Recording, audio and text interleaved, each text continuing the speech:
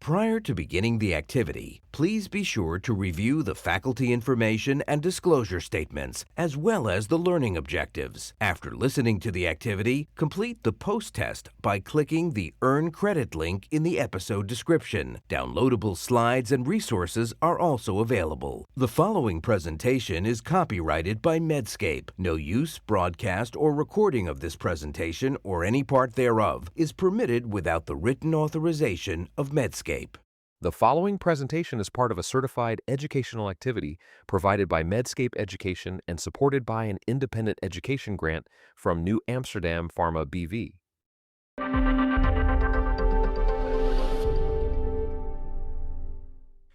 Hello, everybody, and welcome to this Medscape Education Quickfire Countdown. The topic of today's talk is on CETP inhibition and what we've learned and what's next.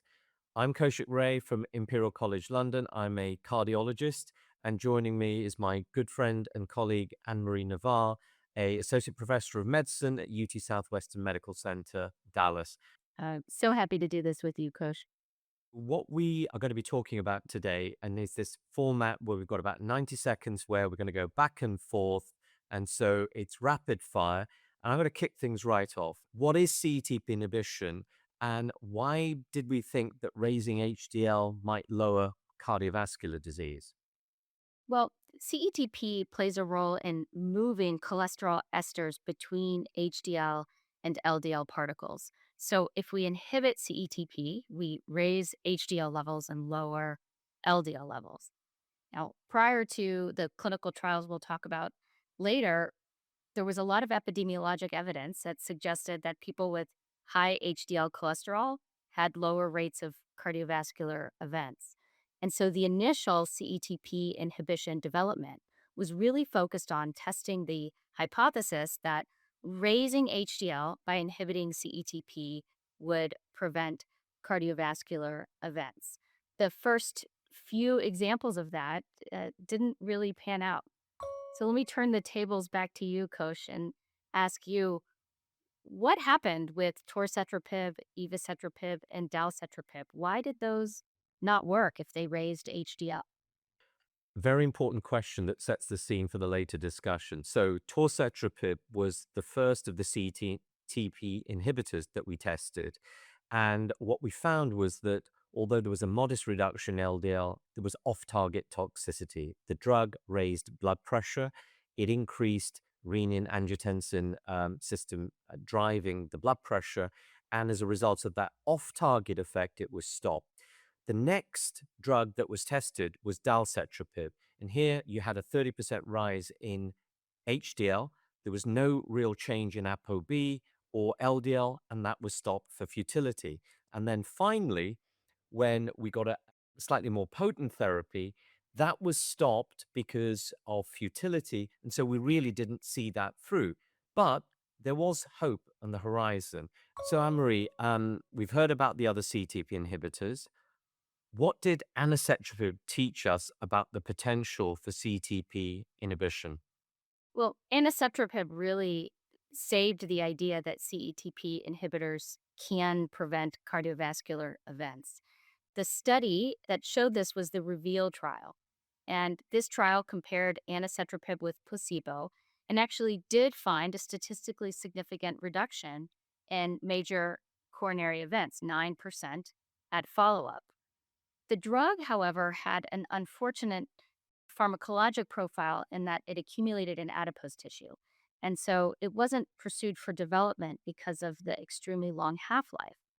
But what that accumulation did was provide a continued ability to evaluate the benefit of CETP inhibition over a longer period of time.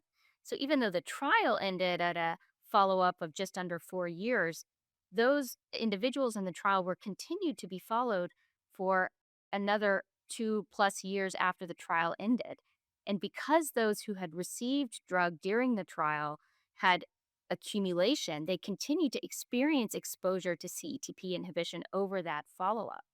At about 6.3-year follow-up, the reduction in MACE actually grew from 9% at 4 years to 20% at 6 years, which is very consistent with what we've seen from other LDL lowering studies that you got to get LDL down and you've got to keep it down to start to see those curves diverge. So, given that context, what can we learn from these earlier trials to guide why CETP may still be a useful target for cardiovascular risk reduction? So I think one of the things that I think we've learned is the role of human genetics in so-called Mendelian randomization, nature's randomized trials. And when we look at genetic variants that mimic the effect of what a drug will do, and we look at CTP, for example, loss of function mutations. So in nature, there are going to be certain populations that have lower levels of CTP naturally, and these are people that will have higher HDL cholesterol levels, but importantly, lower LDL cholesterol levels and ApoB levels. And if you basically ask the question over 50 years, for example, being born, choosing your parents wisely, and having the right variants, all of the treatments that we've now seen reduce cardiovascular events, HMG-CoA reductase, so statins, ACLY, bempedoic acid, PCSK9, for example, monoclonals, ezetimibe, NCP1L1. When you line all of those up, for every 10 milligrams per deciliter LDL lowering over your life, you get about 16% reduction in the risk of clinical events. So that would suggest that if you could find a right drug that was potent enough and potentially also without off-target toxicity, that this should still be a really good target. So with that in mind, do you think that we've shifted our thinking of CETP inhibitors away from HDL raising drugs and to LDL lowering drugs? And if so, how has that changed? If we think about CETP benefit related to their degree of LDL and ApoB lowering, things start to come into clearer focus. Putting torcetrapib aside, which had off target effects, dalcetrapib had almost no effect on LDL cholesterol. Evacetrapib lowered LDL cholesterol, but the trial was stopped fairly early. And so we didn't have enough exposure time in that trial to really start to see curves separate. And then anacetrapib, which lowers LDL, but to a lesser degree, only about a 17% lowering in LDL cholesterol, still did find a 9% reduction in MACE through the study period, which actually continued to grow up to 20% by 6 year follow up. And so, if we think about these drugs as not HDL raising drugs and instead think about them as LDL lowering drugs, the heterogeneous response we've seen in prior trials starts to become a little bit more clearly explainable. And it provides us a lot of excitement as we look to the data for obicetrapib, which is the latest CETP inhibition drug that is being tested in outcomes trials. Dr. Ray, you've been a big part of this work. So, talk to us a little bit about how obicetrapib works. How does it compare to other CETP inhibitors? And what is it doing on our lipids? So obicetrapib is still at the moment an investigational selective CETP inhibitor. So it's probably the most specific and the most potent milligram for milligram of all of the CETP inhibitors that have been tested. We know, for example, from the early studies that it doesn't accumulate in adipose tissue. So if you stop this drug, then it's washed out. You get virtually full recovery over a few days. So we know that's a good thing, and we know that it doesn't have those blood pressure effects. We know it raises HDL like all of the other CETP inhibitors do, but importantly, it lowers LDL cholesterol. It decreases also ApoB and lipoprotein A. It's administered orally, and it's been tested, for example, in a number of phase 3 trials that you've also been a part of, where the primary outcome was LDL lowering over and above maximum tolerated statin doses. One of the key things you might want to share is what clinical trials have been done to date, and what does the safety profile look at with this particular drug when we study larger populations over about a year or so. It looks like so far the fourth time is a charm for CETP inhibition. The trials that we have so far, the two biggest LDL lowering trials are Brooklyn and Broadway. Brooklyn was looking at patients with heterozygous familial hypercholesterolemia, or HeFH. Broadway further included individuals with ASCVD. Both trials had people who were on background therapy who still had LDL cholesterols that were above goal. And then in the tandem trial, we evaluated not just obicetrapib, but obicetrapib as a combination with ezetimibe. So if we go through each of these quickly, Brooklyn, looking at individuals with HeFH, remember this is a group hard to control, lots of residual lipid risk. The placebo-adjusted percent change in LDL cholesterol at a year was 42%, in with corresponding reductions in non-HDL and ApoB. And the Brooklyn trial also found, interestingly, a least squared means reduction in LPA of over 50% at a year, which is another potential add-on benefit. Then for Broadway, we saw in a bigger ASCVD population, lower starting LDL cholesterol, still a 33% reduction in LDL cholesterol compared with placebo, and a large proportion of those reaching LDL cholesterol goals, actually over half of those given obicetrapib, now reaching the less than 55 goal that we shoot for most of our highest risk patients. The tolerability was great. There was similar rates of drug-related adverse events in placebo and the obicetrapib arm, and really no signals that are concerning emerging for this drug from a safety standpoint. So, one of the things that I think you've touched on are the phase 3 lipid lowering trials, but the drug is also being tested in a cardiovascular outcomes trial. Could you tell us a little bit about that? Absolutely. The PREVAIL cardiovascular outcomes trial is ongoing. The estimated number of patients is about 9,500 people with ASCVD adults who are not meeting lipid goals on background therapy. And those individuals are randomized to obicetrapib compared with placebo with a 4-point MACE outcome. So, a very typical cardiovascular outcomes trial to see how obicetrapib LDL lowering will translate into cardiovascular benefit over time.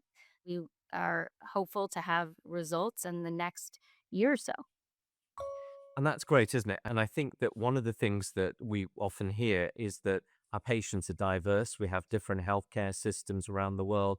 Where do you think that obicetrapib fits in with the current guidelines? We've got finally updated guidelines in the United States that are now more closely parallel to European guidelines. And really, the theme right now is lower is better. So, for most secondary prevention patients, we're trying to get LDLs less than 55, if not even lower. And we've now even extended those low recommendations to people with significant amounts of subclinical atherosclerosis, like CAC scores over 1,000. But we know that most people are not going to be able to get to an LDL less than 55 on statins alone. Simulation studies that we've done on both sides of the ocean have shown that even with statin and ezetimibe, a substantial minority, if not up to half of people, are still going to need something else. And that's where I think we need more options for our patients.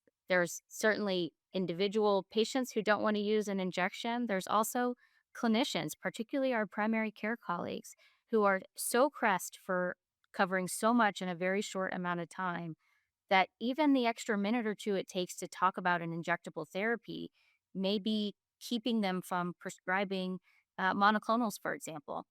So I think obicetrapib gives an option for increased use of oral therapies to help people get to goals. And also, as we talked about with tandem, this idea of a fixed dose combination.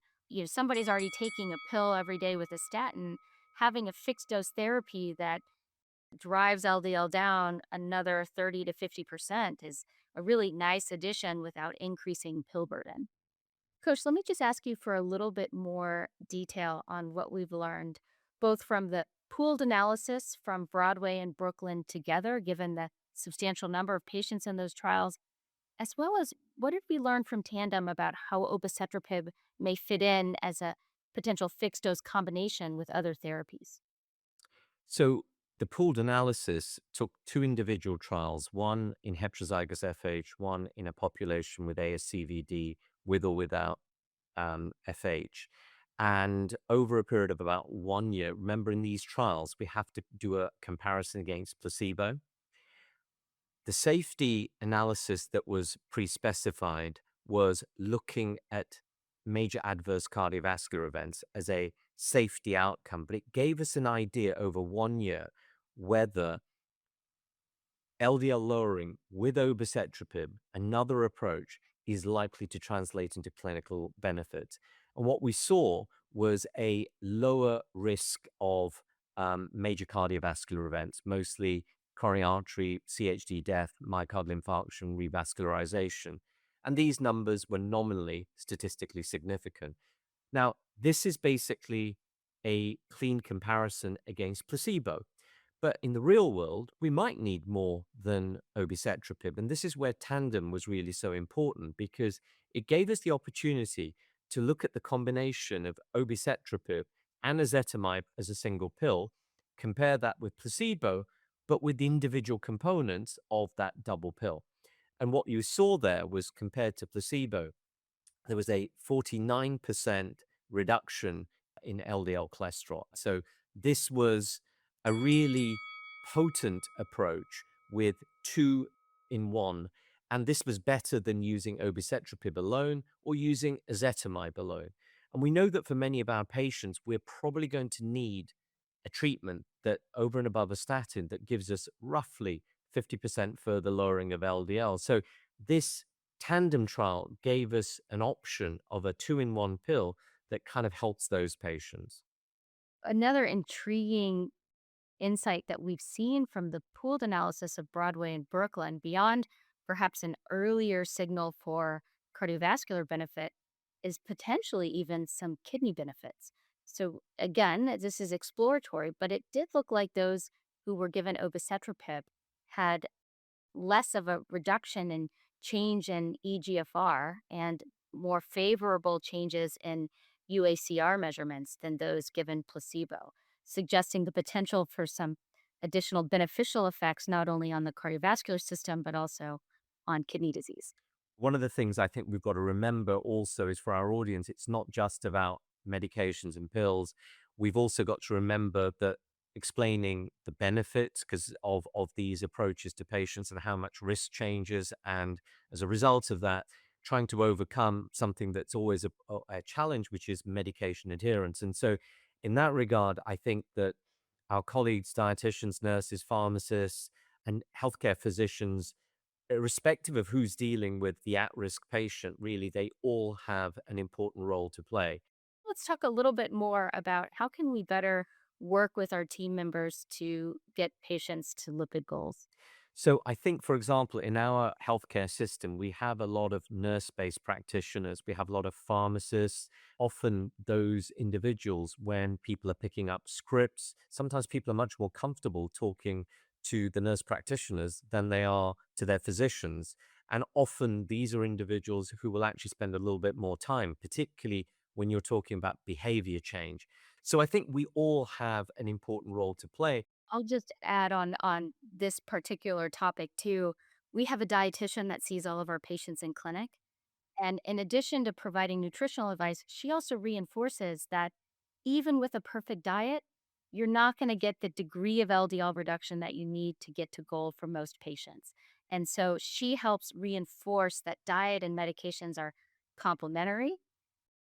Then the pharmacists are pivotal in helping us manage medication drug interactions, helping educate our patients on how to use the drugs, and even access issues. In the US, we have big problems with drug costs. And even though there are copay assistance programs, if patients don't know about them, they're paying a lot higher out of pocket costs than maybe they need to. And our pharmacists and pharmacy technicians are really pivotal in helping both identify what's the best drug in terms of formulary and access, but also helping our patients afford those drugs and use available and access available programs to help lower cost. There's a little bit of data that maybe that unique mechanism of action may be related to HDL raising, which probably isn't contributing to the cardiovascular benefits, which is much more likely to be the LDL part, but maybe some protection on neurocognitive function. There's some biomarker data that p-tau, which is a marker of Alzheimer's risk, goes down.